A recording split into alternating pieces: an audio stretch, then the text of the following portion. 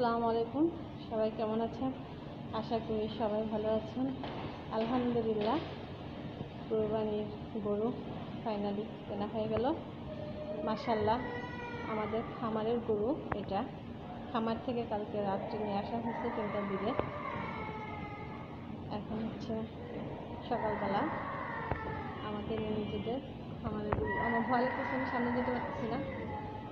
সবাই বলবে আমাদের গরুটা কেমন হচ্ছে। এই হচ্ছে আমাদের গরু, কোরবানির জন্য আনা হয়েছে। সাকি, কি ব্যাপার? গরু পেয়ে তুমি অনেক খুশি না? হ্যাঁ,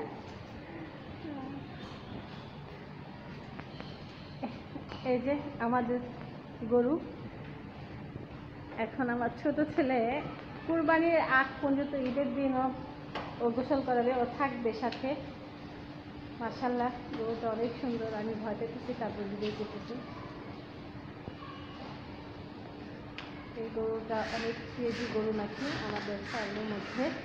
এটাই সবচেয়ে কেজি ছিল। যারা ওকে পালতো সে 10 জন লোকও হার মেনে গেছে ওরা কালকে গাড়িতে ওঠানোর সময়।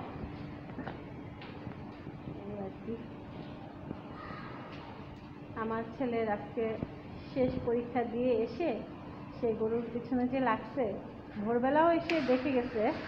যখন নিয়ে আসা হচ্ছে ও ঘুমায় পড়ছিল, আজকে ওর এক্সাম ছিল শেষ, তো ওই জন্য আমি আর ওর ডাকি নেই। রাতে 3টার দিকে নিয়ে আসা হয়েছে, তখন আর ওকে ডাকা হয় নাই যে ভোরবেলা পরীক্ষাটা দিতে পারবে না।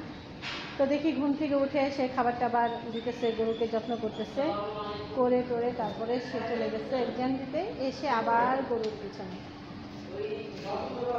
বাবা, তুমি খুশি? হ্যাঁ, অনেক খুশি। অনেক খুশি না? এবার তোমার মন মতো হয়েছে, অনেকদিন আগে আনা হলো গরুটা। হ্যাঁ, থ্যাংক ইউ। সে আছে, আমার ছেলেকে পেয়ে খুব খুশি। বুঝতেছে ও ছোট মানুষ, আদর করতেছে, ভালোবাসতেছে। যাওটা যে রান্না করছি খাওয়াবা না? আমি যাও ভাত রান্না করে নিয়ে আসছি ওকে খাওয়ানোর জন্য।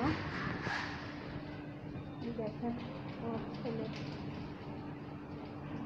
খুব খুশি, গরুটাকে আগে আগে পাইছে। মাশাআল্লাহ, আমার ছেলের হাতে দেওয়া হয়েছে, খাওয়ার চেষ্টা করতেছে সে।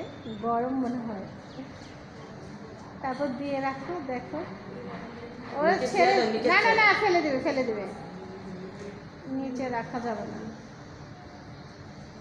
জাফরটা গরম, একটু ঠান্ডা হলে, একটু ঠান্ডা হোক। হ্যাঁ।